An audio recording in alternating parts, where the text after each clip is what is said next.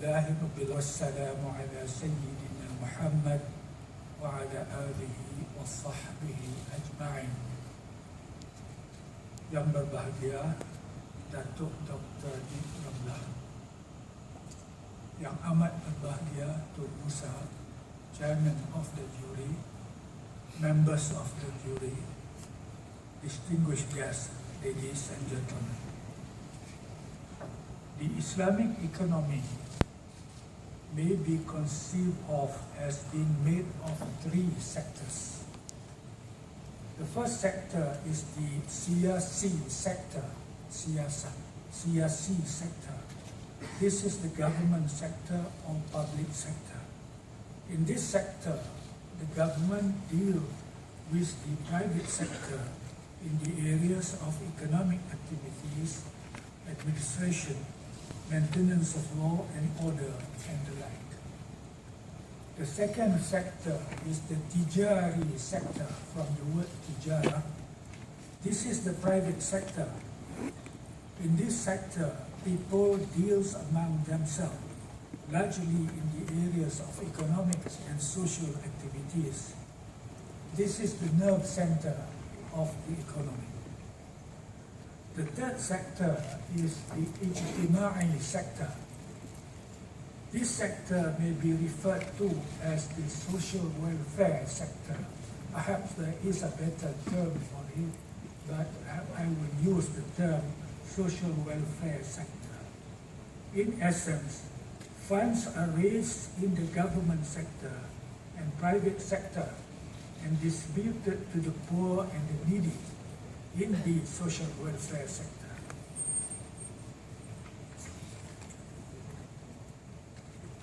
We have thus far developed Islamic banking and finance product to serve the government sector in its relationship with the people in its economic and financial dealings. There is now a flow of funds from the government sector to the private sector and vice versa through various instruments of Islamic banking and finance. There are various types of government certificates, various types of sukuk, and various types of investment management instruments, and so on and so forth. The development of Islamic banking and finance is even more impressive within the private sector for the people to conduct economic activities and financial dealing among themselves. Here, an array of institutions have been set up.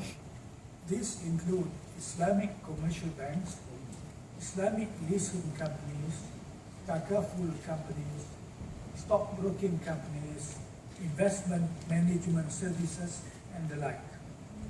The contractual arrangements or uqud are also varied, centering on uqud al-ishtirak, that is profit-sharing contract, as well as uqud al-mudayanat, debt financing contract, and so on and so forth. Another dimension of development in this area has been the increasingly cross-border dealings in the international arena. In short, the development of Islamic banking and finance services for the government sector and for the private sector has so far been comprehensive and impressive. However, the situation is in stark contrast in the ijtimai or social welfare sector, that is the third sector of the Islamic economy. Both the government sector and the private sector actually have a role to play in the social welfare sector. The duties here, as we have said earlier, are almost solely to raise funds from the two sectors and distribute these funds to the poor and the needy in the social welfare sector. And the function of Islamic banking and finance is to develop products and services to facilitate the flow of these funds. But what has Islamic banking and finance done so far along this line of its duty?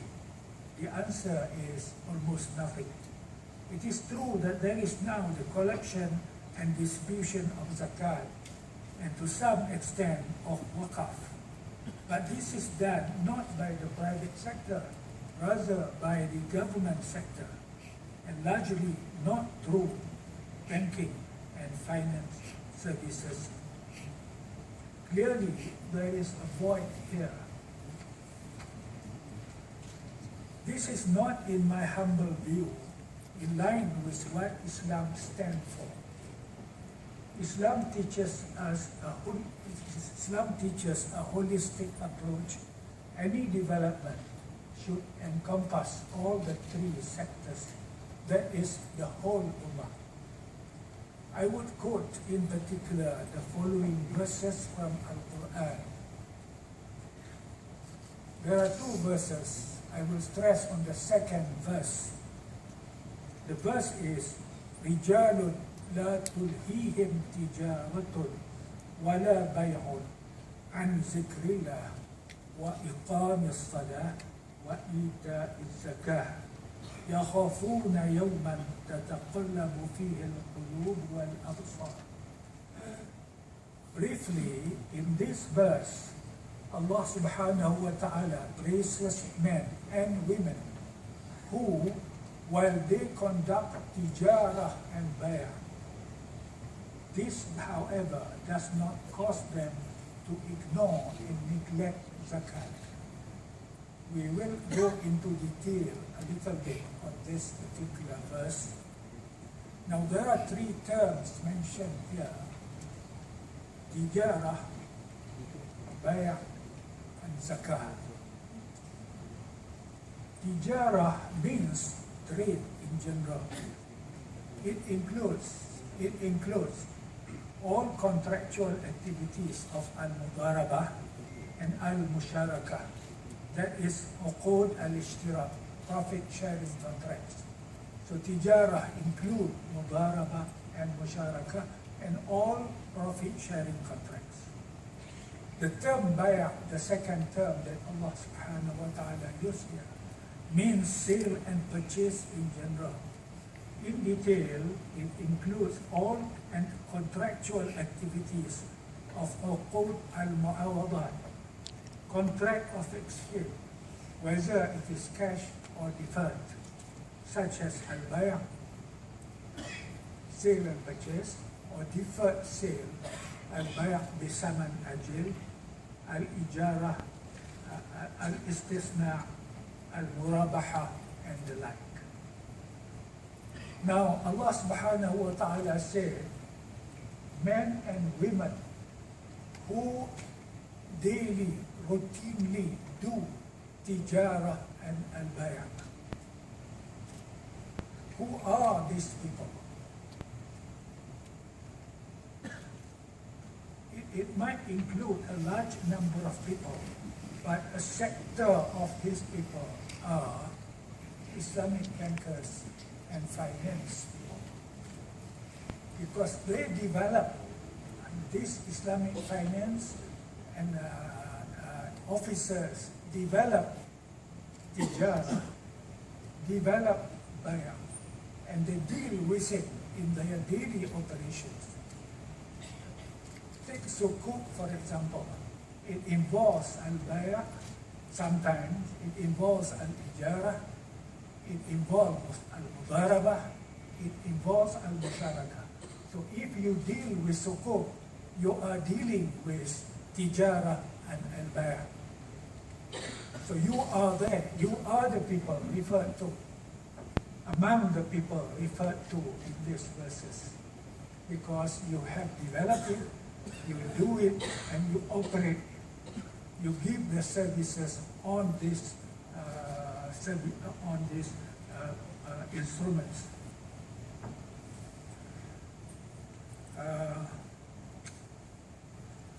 Now we come to the third term that Allah subhanahu wa ta'ala used. While these people do the tijara, do the bay'ah, they do not ignore az-zakah. Now the term az-zakah in Al-Quran is used interchangeably with sadaqah. So we might take zakah here to mean all form of uqud at-tabarru'at, contracts of charity, which include sadaqah, al-waqaf, and al-hibah, and so on and so forth. So clearly, therefore, these verses of Al-Quran are referring to the Islamic banking and financial dealing, among others, of tijarah and bay'ah, which take place in the government sector and private sector, and zakat or sadaqah, which are supposed to take place in the special social welfare sector. Al-tijarah, al-bay'ah, to take place in the government sector and private sector, al-zakah and al-sadaqah to take place in the social welfare sector.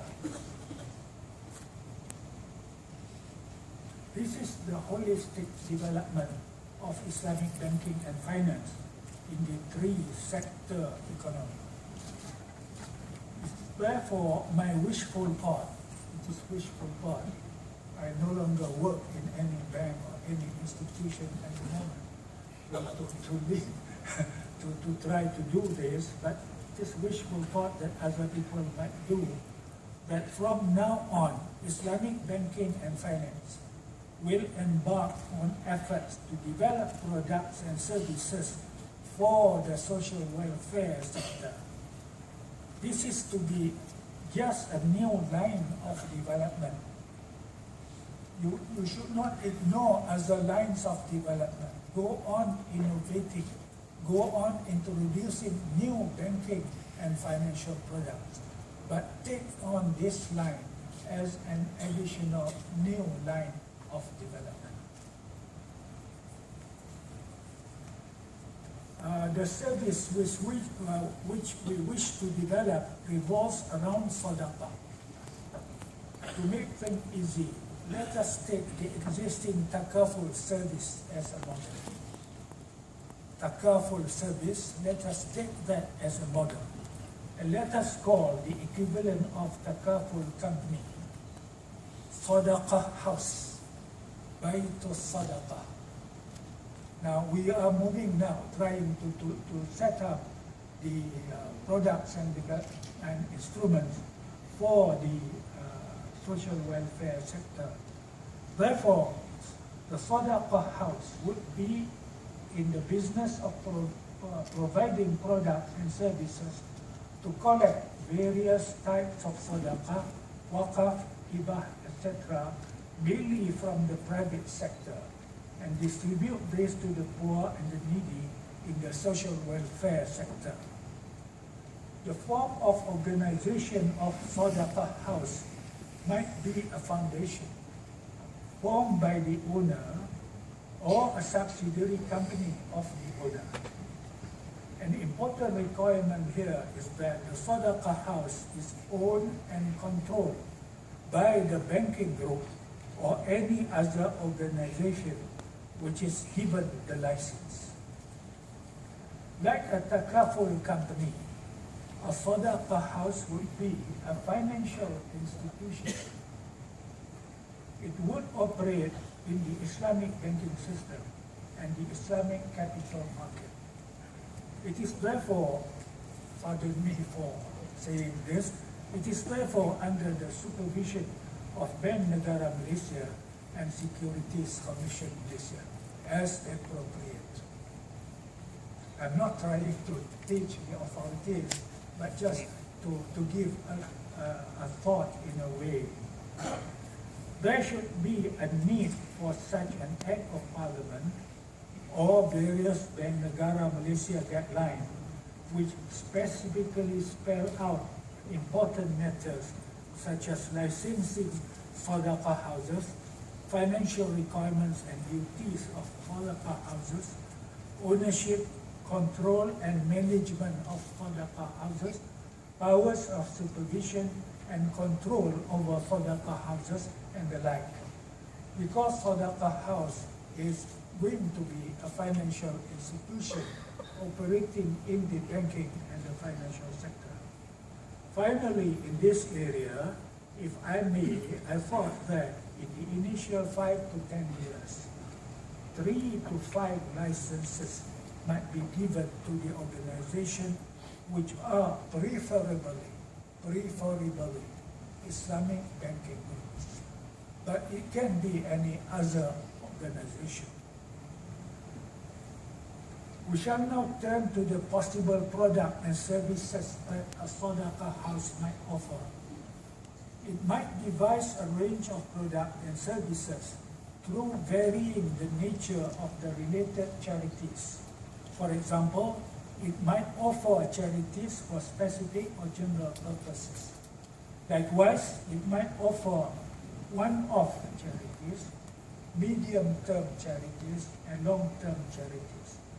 But I want to turn to a product which I consider to be very crucial in many ways at this stage of development of the Islamic economy in Malaysia.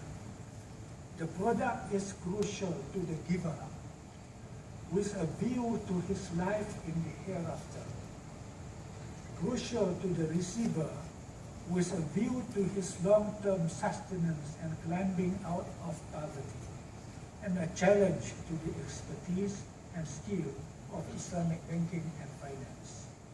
The product is called, in the terminology of a related hadith, Sadaqah Jariyah. Sadaqah Jariyah, Jariyah from the word Jara Yajri.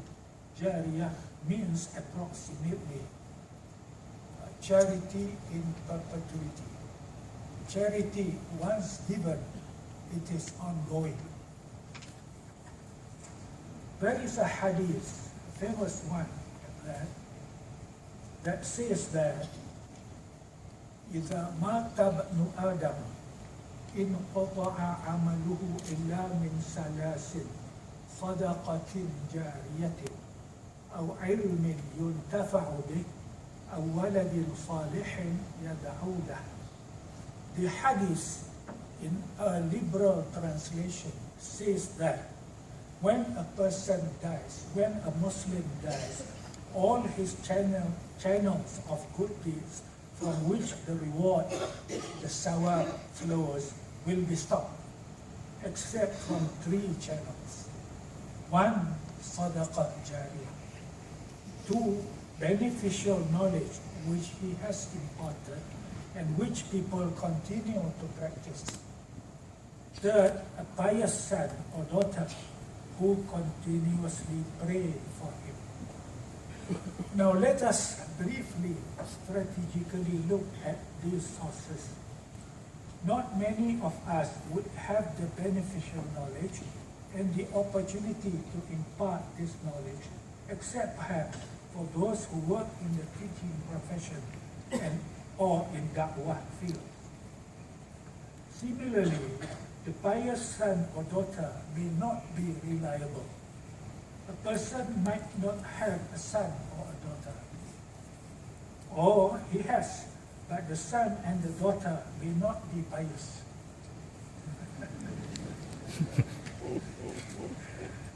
Or they are pious, but unfortunately they die before he dies.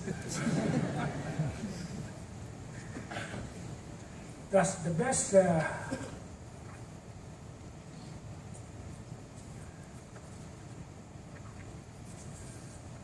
channel, therefore, of the 3 is Sadaqah Jariyah. This channel, you can do it yourself, here and now. You can plan and implement it how you want it to be. A Sadaqah Jariyah is charity in perpetuity. In essence, in this category of charity, the principal charity amount is to be preserved intact forever, and only the profits are distributed regularly. As mentioned earlier, the Sadaqah house might accept this Sadaqah in the form of many Sharia contracts of Sadaqah, Waqaf, Hibah, etc. But it must make sure that it follows the variance of the contract which transfer ownership of the charity to the Sadaqah house in perpetuity. This is in order to maintain the perpetual nature of the Sadaqah. In my view, it is highly advisable for the Sadaqah house to accept Sadaqah only in cash. But it may also wish to extend this to other Islamic banking and financial instruments such as shares, sukuk, which may be converted to cash. The Sadaqah house might accept Sadaqah at a minimum of say 10 ringgit at one time, at any time, through deposit, bank transfer, salary deduction, etc. I would like to pause a moment here and point out the significance of this event. You would notice that through the Sadaqah house, the Islamic banking and financial system would be able to offer the Muslim the services of creating Sadaqah Jariyah for themselves to everybody at any time, anywhere. This is totally a new phenomenon in Malaysia in particular.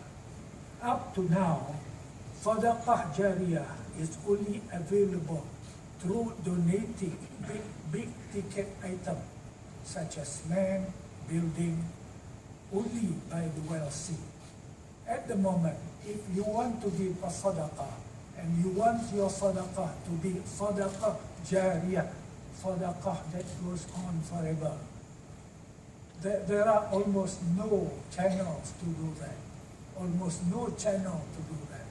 Except that if you have big pieces of land or you have building, you can waqaf this. And this will be utilized to generate rental. And the rental income would be used for charity. And the principal amount would be kept intact.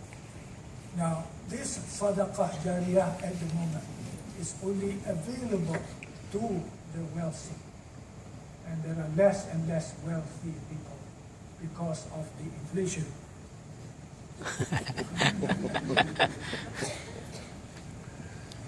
The mechanism for implementing Sadaqah Jariyah would be for Sadaqah house to treat the principal amount of Sadaqah as capital, to be carefully preserved and prudently investing it to generate profit, which will be regularly distributed.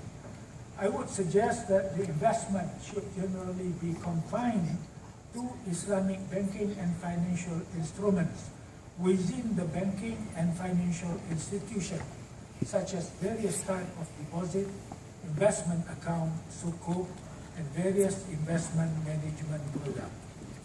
In Malaysia, we need only to look at tabung haji and permodalan nasional berhad to be convinced that this method of investment will work and attain its objective. Tabung Haji has been successfully managing the deposit of its investors for the last 50 years. So we hope that that kind of investment can be perpetual. And PNB has done the same for its unit holders for the last 40 years. My view is that the Sadaqah house should provide this and other similar services at no loss to itself, but at a profit like any other financial institutions, although it might intentionally moderate its profit motive. Subject to the decision of the relevant religious supervisory council, Sadaqah house should be allowed to charge the initial fee and the annual fees on the amounts that it is managed. Further, it is also my view that a Sadaqah house should be allowed to keep all or a large part of the businesses that it generates within its respective banking groups at arm's length. We come now to a question which is perhaps on everyone's mind. That is, will there be demand for this kind of products? In other words, will Muslims in the private sector give sadaqah jariyah? Allow me to express my views on this subject. Firstly, regardless of the outcome, we in Malaysia have come to the stage where it has become our duty, Muslim duty, to organize Islamic economy which integrally incorporates the social welfare sector. We cannot stand aloof now and say that is the sector that we do not want to look at it. It should look upon itself. We are more interested in the private sector and the government sector. We have come to the stage where we should be looking at that sector. Two, there is a healthy growth of population of Muslims in Malaysia. Their standard of living is continuously improving. Their level of education is also improving. Consequently, there is evidence now that their savings are increasing. Sadaqah is in a way a function of the level of income and savings. Three, in general, Muslims in Malaysia have become more conscious of the religious requirement on them. I'm amazed at the term that they used to describe this type of sadaqah. They say it is saham akhirat, stock for the hereafter. So apparently they understand that there are two types of investment.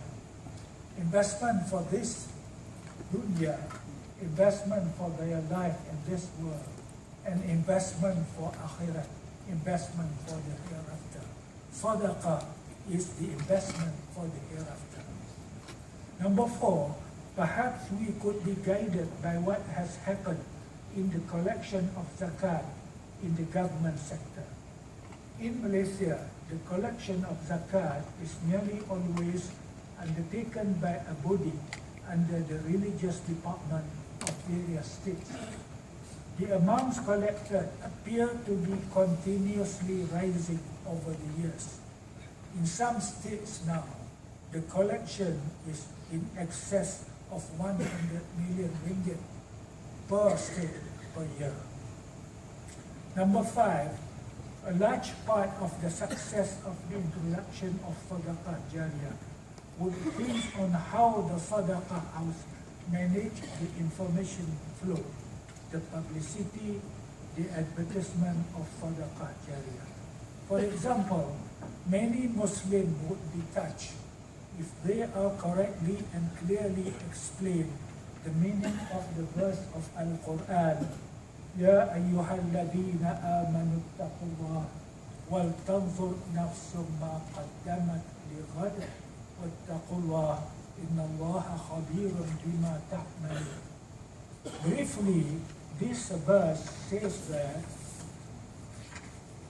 O you who believe, fear Allah, and everyone should look closely and carefully what he has done to prepare for his future, that is his days in the hereafter, and then gently inform him that sadaqah jariyah is a form of preparation that has been designed for this particular requirement of his. Finally, the sadaqah house will need a clear and concise plan for the periodic distribution of the profit. Perhaps the individual sadaqah house may prefer to specialize in one or two specific areas, such as the livelihood of the poor and the needy, health services, education services, and so on and so forth. In the initial years, however, the sadaqah house may want to concentrate on getting the sadaqah and may opt to use the existing channel for distribution, such as state religious department, da'wah bodies, and the government social welfare department to distribute on its behalf. Finally, people often ask me, what is the difference between Islamic banking and conventional banking? My answer is that there are a few differences, but should this movement catches on and becomes a reality, I shall tell the people Islamic banking and finance is based on a three-sector Islamic economy, and it integrally incorporates the social welfare sector, whereas the conventional banking and finance does not. And it is not based on three-sector economy. It does not incorporate the social welfare sector. And the last word is that suppose a banking group proceed to take on this task, and suppose the movement fails, it doesn't have much to lose. It is nothing, because it accumulates the wealth, accumulates the sadaqah. The worst it can become is that there is no accumulation, but not much of a loss. وبالله التوفيق والهداية والسلام عليكم ورحمة الله وبركاته.